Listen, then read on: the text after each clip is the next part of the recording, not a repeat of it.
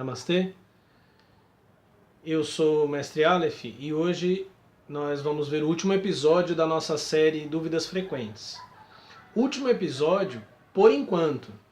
Eu pretendo mais tarde retomar essa série, mas num outro formato, né? Interagindo de modo mais direto com vocês para responder as dúvidas. Lembrando que termina essa série Dúvidas Frequentes e eu inicio a série Atendendo a Pedidos, em que eu vou discutir temas que vocês já me requisitaram, ok? Mas eu vou responder só os temas que eu tenho tesão em falar, hein? Então se de repente você fala, pô, mas e tal tema, não falou? Não falei porque eu não gosto muito do tema, ok? Paciência, num outro momento quem sabe volto nele. Hoje nós vamos falar sobre talvez o tema que eu mais ouvi, a pergunta que eu mais ouvi, sobre Paulo e os 12 apóstolos. Para vocês terem uma ideia, eu recebi um e-mail de um cara que fez a seguinte alegação. Ele disse assim, olha, você disse que os 12 são menos importantes do que o apóstolo Paulo, mas se fosse assim, o nome dos 12 apóstolos não estaria nos fundamentos da Nova Jerusalém. Você que nunca leu a Bíblia, que talvez não teve interesse, ou não conseguiu chegar no final da Bíblia, né? Pensou que ia de Gênesis a Apocalipse, mas não deu. No final da Bíblia aparece a Cidade Santa. E essa Cidade Santa é dito que o muro da cidade tem 12 fundamentos, nos quais estão os nomes dos 12 apóstolos. Daqui a pouco eu falo sobre esse texto. E eu contra-argumentei para ele dizendo, olha cara, isso não faz o menor sentido, porque se os fundamentos são tão importantes assim, tem o nome dos 12, sendo que, embora nós tenhamos uma ideia do que aconteceu com os 12 pela tradição da igreja, tradição que é rejeitada pelos protestantes, eles não contribuíram em quase nada na concepção dos livros sagrados, né? Você tem 2 cartas supostamente de Pedro, uma de Tiago, 3 de João, né? Além dos evangelhos que só 2 evangelhos são atribuídos a apóstolos, que é Mateus e João. Você tem Tiago, você tem Judas e mais 13 livros no mínimo, se não 14, se você incluir Hebreus, que são os livros escritos por Paulo. Eu argumentei dessa forma porque, embora a tradição católica fale do que aconteceu aos demais apóstolos, Bartolomeu, André, Filipe, a pessoa que estava argumentando comigo é de formação protestante. Uma pessoa que é de formação protestante deve pensar que a Bíblia, que é tão importante, que é a única regra de fé e prática, se ela é tão importante e nós quase não temos escritos apostólicos, né? Eu me esqueci de Tiago, né? Mas Tiago não fazia parte dos 12 originalmente. Então eles deveriam estar em alta conta, eles deveriam ter muitos textos, né? Eles deveriam ser os compositores do Novo Testamento e não é bem assim. Aí a pessoa me respondeu contra-argumentando e anulando o seu primeiro argumento, porque na primeira vez ele disse, não, os 12 são importantes, porque o nome deles está nos fundamentos da Nova Jerusalém. Aí eu disse, se eles são tão importantes, é tão precioso ter o nome nos fundamentos, e Paulo, que escreveu praticamente todo o Novo Testamento. Inclusive as epístolas de Paulo são anteriores aos evangelhos. Aí o cara respondeu dizendo, não, mas os fundamentos não são tão importantes, porque eu e você, nosso nome não está escrito lá e nós somos importantes também. Né? Quer dizer, o cara cagou e jogou areia em cima do negócio, né? Porque ele usou um argumento e depois ele voltou atrás nele para ter razão. Então eu vou tentar explicar para você que me ouve qual é o papel do apóstolo Paulo e por que eu considero Paulo como sendo o portador da mensagem do verdadeiro evangelho. Antes disso, deixa eu te explicar uma coisa sobre o Apocalipse. Como todos os livros da Bíblia, o Apocalipse, todos os livros antigos, foi escrito em perícopes, que são pequenas unidades de texto. Se você quiser fazer um teste para você identificar pequenas unidades de texto na Bíblia, pega qualquer ponto, qualquer narrativa que comece com "e naqueles dias", e depois daquelas coisas. Essa é uma chave colocada pelo compilador das perícopes para separar uma unidade de pequeno texto de outra, muitas vezes de autores diferentes. Isso é a Bíblia toda. Mas o Apocalipse é muito mais. O Apocalipse foi muitas vezes remanejado. Você identifica ali textos de iniciação pagãos, você encontra ali apocalipse judaicos, você encontra ali promessas cristãs. Esse pedaço, essa perícope que descreve a Nova Jerusalém, em primeiro lugar, ela destoa de todo o texto. Ela é totalmente diferente de tudo que foi dito antes. Em segundo lugar, ela é absurda, né? Porque só um cara muito pobre e muito desesperado para ser rico poderia imaginar que um dia, no fim dos tempos, quando tudo fosse reconstruído, ele ia andar em ruas de ouro. Ô meu filho, Severino, em ruas de ouro, o ouro não tem valor, porque se as casas são de ouro, o chão é de ouro, o ouro não vale mais nada. O ouro tem valor porque ele é raro. Mas na cabeça do cristão do primeiro século, que olhava para Roma e tinha ódio daquela Roma muito rica, muito poderosa, e ele ansiava, desejava por tudo isso, ele só poderia fantasiar que um dia ele ia estar numa cidade que ia ter uma orgia de pedras preciosas e não tem flores, e não tem animais, e não tem plantas. Esse é o paraíso cristão da perícope final do Apocalipse. Obviamente, quem escreveu esta perícope era discípulo, ou pelo menos simpatizante dos 12 apóstolos, por isso coloca o nome deles lá. Se você ler todo o Apocalipse, você não vai ver nenhuma menção aos 12 apóstolos. Você vai até encontrar menção às 12 tribos de Israel, mas não aos 12 apóstolos do Cordeiro, a não ser no final, no livro do Apocalipse. Então, e o próprio livro termina com um alerta que mostra a orgia que acontecia nesses textos. Porque ele termina com a maldição. Como se ele não tivesse feito isso, né? Se alguém tirar alguma coisa desse livro, sua parte será tirada da árvore da vida. Se alguém acrescentar algo às palavras dessa profecia, eles serão acrescentadas as pragas. O cara colocou uma super cerca eletrificada ali para tentar garantir que ninguém faria com o texto dele o que ele já tinha feito com o texto de uma galera, né? Então esse texto realmente não tem base para comprovar, confirmar nada. Segundo ponto que é importante, antes de eu começar a discorrer sobre Paulo, com o que a gente tem, que são as Escrituras, é que muitas pessoas também me falam, será que Paulo não traiu a Jesus? Será que Paulo não era um falso apóstolo? Será que Paulo isso e aquilo outro, né? E essa ideia corre muito. Essa é uma ideia maçônica, porque muita gente não sabe, mas a Rosa Cruz e a maçonaria, elas herdaram muitos dos mistérios cristãos, mas disso eu falo numa outra ocasião. Quando você lê a linguagem da maçonaria, que fala sobre o trabalhar a pedra bruta, né, e tudo mais, se refere a Pedro. Né? Remonta a Salomão e tudo mais, mas isso de maneira parabólica. Então essa é uma ideia que surgiu primeiro em círculos maçônicos, autores maçons falaram disso, mas ela se tornou popular mesmo por conta dessa revista aqui. Super interessante.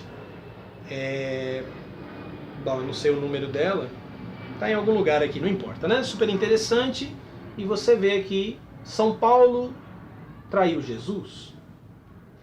Eu já falei antes que eu acho super interessante, fantástica, mas quando eles falam de teologia, é uma lástima, sabe?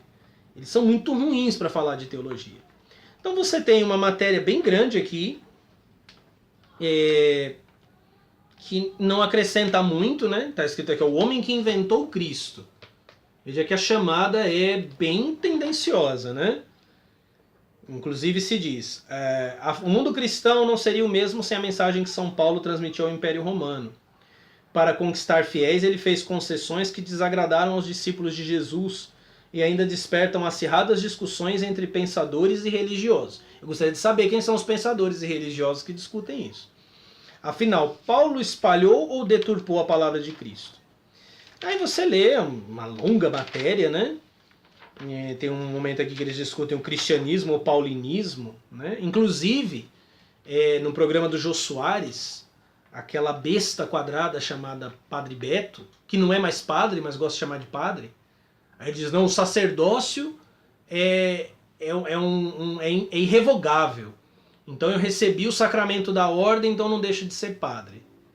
Você não deixa de ser padre se não deixar de ser cristão. Você deixou de ser cristão, Padre Beto, porque você se desligou da igreja. Aliás, você foi desligado da igreja porque você quebrou o seu voto de obedecer à sua liderança na igreja.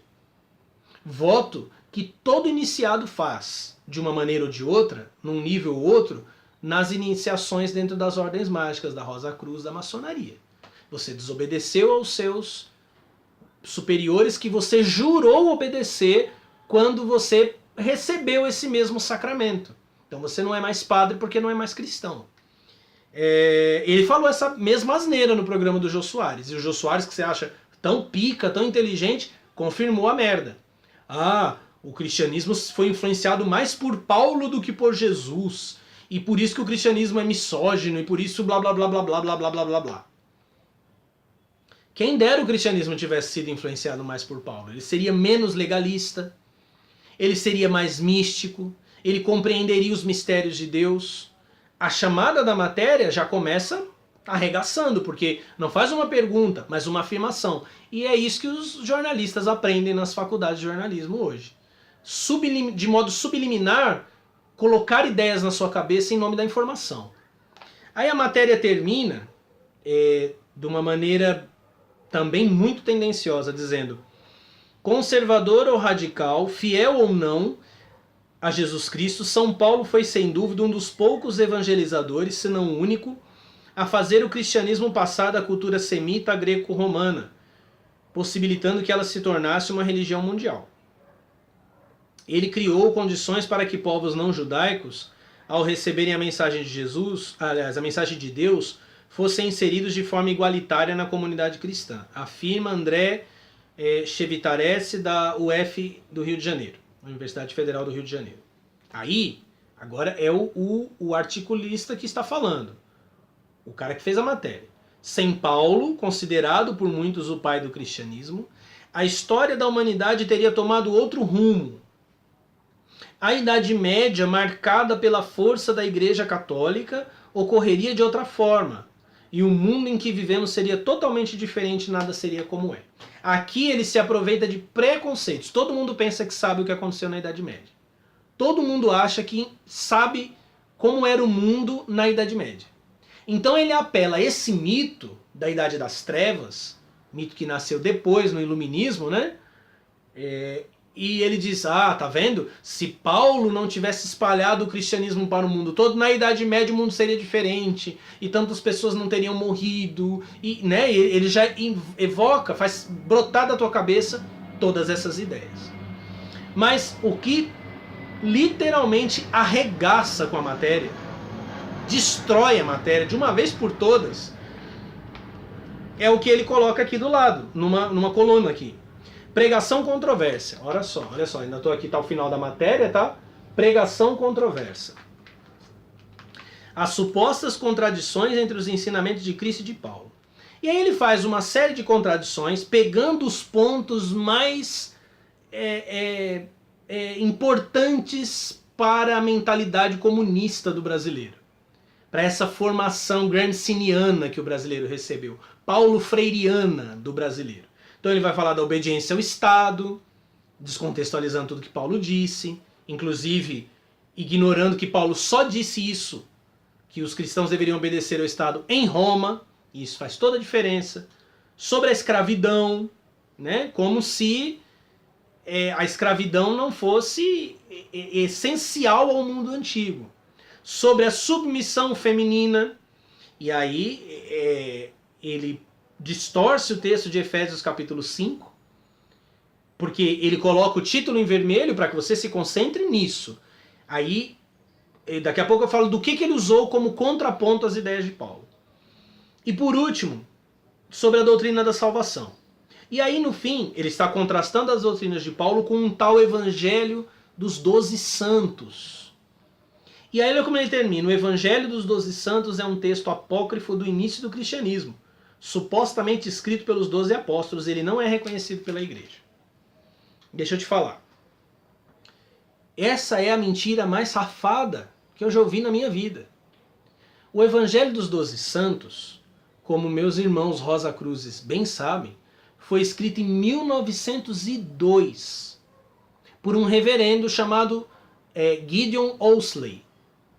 O reverendo Ousley jamais disse que o Evangelho dos Doze Santos era um texto antigo, como é afirmado na matéria. Que ou foi por negligência da pesquisa ou por má intenção. Como existem muitos pontos mal intencionados, eu fico sem poder fazer uma afirmação direta, mas duvidando da integridade de quem escreve a matéria. Agora, após a morte do reverendo Ousley, que ele escreveu o Evangelho dos Doze Santos numa série, né, de publicações que depois foram reunidas num livro, que hoje é publicado pela Rosa Cruz Áurea, por isso que eu citei os irmãos Rosa Cruz. E na primeira edição desse livro, no prefácio, criou-se uma lenda. Quem já leu o meu livro, A História Oculta do Filho de Deus, já leu um pouco sobre essa lenda de Jesus no Tibete. Alguém fez um pedido disso, né, para eu gravar um vídeo sobre isso, eu vou falar, mas já vou dizendo que não é bem por aí. E que Jesus teria estado no Tibete. E aí eles se aproveitaram dessa mesma lenda ao lançar o Evangelho dos Doze Santos, dizendo que o texto estava escrito em aramaico e havia sido encontrado num monastério no Tibete, budista. Você já vê que a história é totalmente sem pé nem cabeça, né? Posteriormente, essa história foi desmentida. Atualmente, o livro é comercializado sem essa falsa informação. Então o cara pega um texto de 1902, diz que é um texto antigo que a igreja não reconhece mesmo. Foi escrito ontem, né? Contrasta com as falas de Paulo, pensamentos totalmente diferentes em épocas diferentes, e põe nas mãos das pessoas uma verdade que não é verdade. E aí todo mundo sai militando em torno dela. Então, desfeito toda essa maluquice, ou pelo menos depois de tentar desfazer, né, toda essa maluquice, eu irei para a Bíblia, tá? Vou mostrar um pouco de quem é Paulo, qual a importância de Paulo, a relação que ele tinha com os 12, e vou terminar mostrando por que o evangelho dado a Pedro teve proeminência, por que ele foi mais importante, por que ele se destacou mais, ok? Mas eu vou fazer isso na segunda parte desse vídeo.